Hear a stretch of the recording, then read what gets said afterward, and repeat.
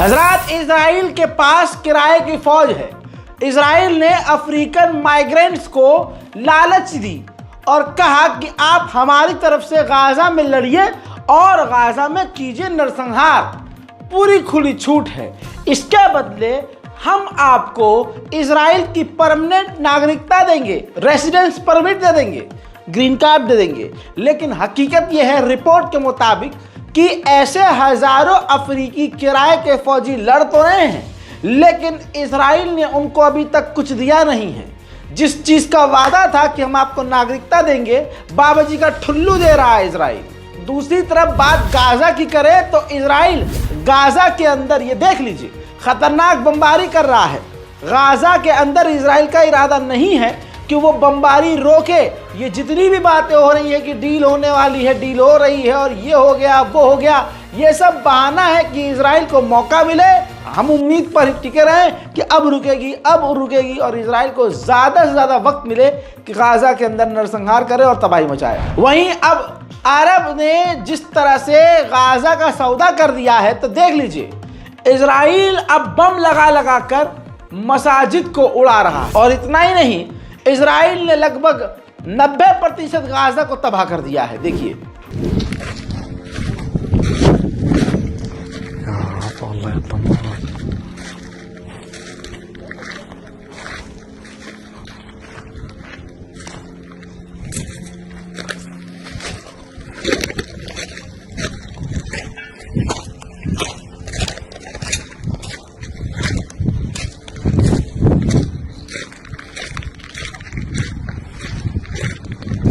Israel पूरी तरह से गाजा के लोगों को बिल्कुल बॉर्डर में भगा चुका है।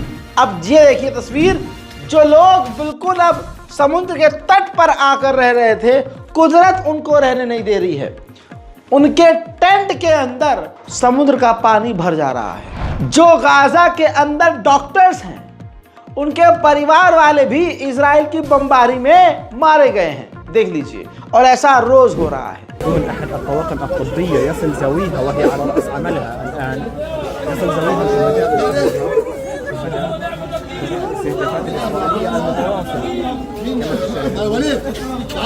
हजरात, इससे दर्दनाक तस्वीर ये देखिए, बिफोर आफ्टर। इन 3 मासूम बच्चों के वालिद यानी फादर मारे गए हैं। वहीं इस खतरनाक जंग में अब तक 41,206 फिलिस्तीनी अब तक मारे गए हैं और ये संख्या बढ़ती जा रही है। अभी भी इजराइल में इतनी खतरनाक भुखमरी है कि लोग अब भूख से ही मर रहे हैं। अल्लाहु अकबर। इस तस्वीर को देखिए, गाजा के छोटे छोटे बच्चे उन लोगों के पीछे भाग रहे हैं जो जैसे तैसे खाना बांट रहे हैं। वहीं इजराइल के सैनिक को देखिए, गाजा के अंदर उसने मकानों को तबाह किया, इलेक्ट्रॉनिक सिस्टम को तबाह किया, इलेक्ट्रॉनिक सामानों को तबाह किया और पूरी तबाही वीडियो बनाकर दिखा रहा है। और तबाही का ये सारा वीडियो वो खुद सोशल मीडिया पर पोस्ट कर रहे हैं। मेरे दोस्तों, इजराइल के सैनिक साफ कहते हुए पाए गए हैं कि कोई भी वैक्सीन फिलिस्तीनियों को बचा नहीं सकती। ये हमेशा से बीमार हैं और बीमार रहेंगे, और हम इनको मिटाने का काम करेंगे और लाइव सपोर्ट देना बंद करेंगे। ये हमारा काम है। देखिए,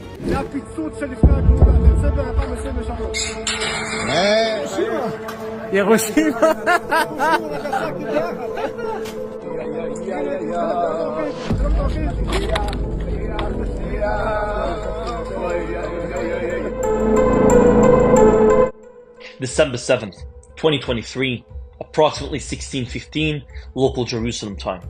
The Israeli military blew up the Al-Azhar University campus in southern Gaza City, reducing the university to rubble. Our investigation. अल्लाहु अकबर। उधर इजराइल के द्वारा 173 पत्रकार 7 अक्टूबर से अब तक मारे गए हैं। मेरे दोस्तों, ज़्यादातर फिलिस्तीन गाजा की आबादी अब टेंट में रह रही है, लेकिन 73% ऐसे टेंट बचे हैं अब जो रहने लायक ही नहीं है। यानी टेंट भी पूरी तरह से बेकार हो चुके हैं। हज़रात, $700 मिलियन लगेंगे गाजा के अंदर मलबे को साफ करने के लिए, और $80 बिलियन लगेंगे गाजा को दोबारा बनाने के लिए, और गाजा को दोबारा बनाने के लिए 85 साल लगेंगे। हजरात, तुर्की के राष्ट्रपति और सरकार की दोगलापंथी वाली पॉलिसी दुनिया के सामने है। जहां रजब तैयब एर्दोगान स्पीच दे रहे थे, वहीं पर एर्दोगान का विरोध करते हुए बैनर लहराया गया कि आप जो कमर्शियल जहाज खाना पानी अनाज भरकर इजराइल को भेज रहे हो, सबसे पहले उस शिपमेंट को बंद करो। उस पर उन प्रदर्शनकारियों को वहां से हटा दिया गया। देखिए,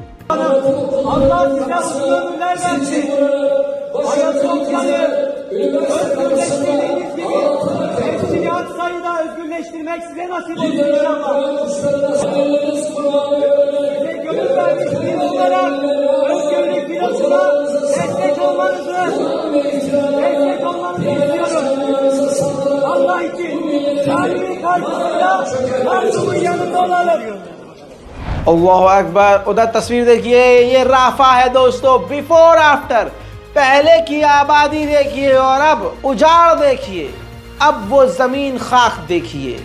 आइए अब मैं दिखाता हूँ फिलाडेल्फी की एक्सक्लूसिव तस्वीर है। ये तस्वीर देखिए, ये है फिलाडेल्फी कॉरिडोर जिसे इजराइल ने पूरी तरह से तबाह कर दिया है। और ये फिलाडेल्फी कॉरिडोर गाज़ा और इजिप्ट को जोड़ता है। इस फिलाडेल्फी कॉरिडोर पर इजराइल का कब्जा हो गया है और इस जगह से हटने का इजराइल नाम नहीं ले रहा है। एक लंबे समय के बाद, या यूं कहूँ पहली बार, जर्मनी इजराइल को हथियार बेचने में टाइम लगा रहा है, क्योंकि जर्मनी पर पूरी दुनिया का प्रेशर है और जर्मनी हाईलाइट हो गया है जिस तरह से उसने इजराइल की मदद की है इस नरसंहार में।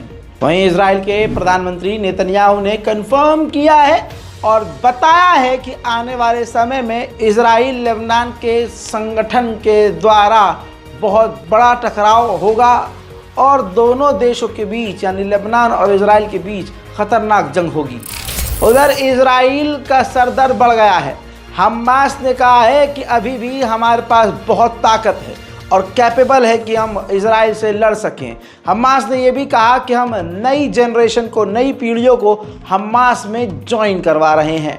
वहीं अमेरिका इजराइल की मदद के लिए इतना आगे आ गया है कि इजराइल के अंदर ही वो समझ लीजिए कि मिलिट्री बेस बना रहा है, एयरक्राफ्ट बेस बना रहा है, रिफ्यूलिंग बेस बना रहा है, जहां इजराइल के फाइटर जेट को तुरंत तैयार किया जाएगा, रिफ्यूल किया जाएगा, रिपेयर किया जाएगा और उड़ान भरकर तमाम अलग अलग इलाकों में गाज़ा और फ़िलिस्तीन के हमला किया जाएगा। उधर सऊदी अरब ईरान से सख्त नाराज़ हो गया है। सऊदी अरब की ये सरकार जो अमेरिका की गुलाम है, इसने कहा है कि चाइना ने ईरान और हमारे बीच जो एग्रीमेंट करवाया था, उस एग्रीमेंट को ईरान तोड़ रहा है। हुथीज़ को ईरान, यमन के हुथीज़ को ईरान ने कहा था कि हथियार नहीं देंगे, लेकिन हुथियों के लगातार ईरान हथियार दे रहा है। अब आप ये बात ये समझ सकते हैं कि इजराइल के समर्थन में चाहता नहीं है सऊदी अरब के इजराइल के खिलाफ, अमेरिका के खिलाफ यमन के लड़ाकों को ईरान हथियार दे। अब सऊदी अरब की इस सोच, इस बयान पर आपकी राय कमेंट सेक्शन में मुझे ज़रूर चाहिए। इस रिपोर्ट को शेयर कीजिए। इस बारकोड का इस्तेमाल करते हुए गाज़ा और फ़िलिस्तीन की मदद के लिए आगे आइए। लोग कह रहे हैं मेल करके कि आपका बारकोड काम नहीं कर रहा है, तो मेरी जान, बारकोड के नीचे अकाउंट नंबर, IFSC कोड भी है। आप डायरेक्ट अकाउंट में पे कर सकते हैं और स्क्रीनशॉट हमें ईमेल कर सकते हैं।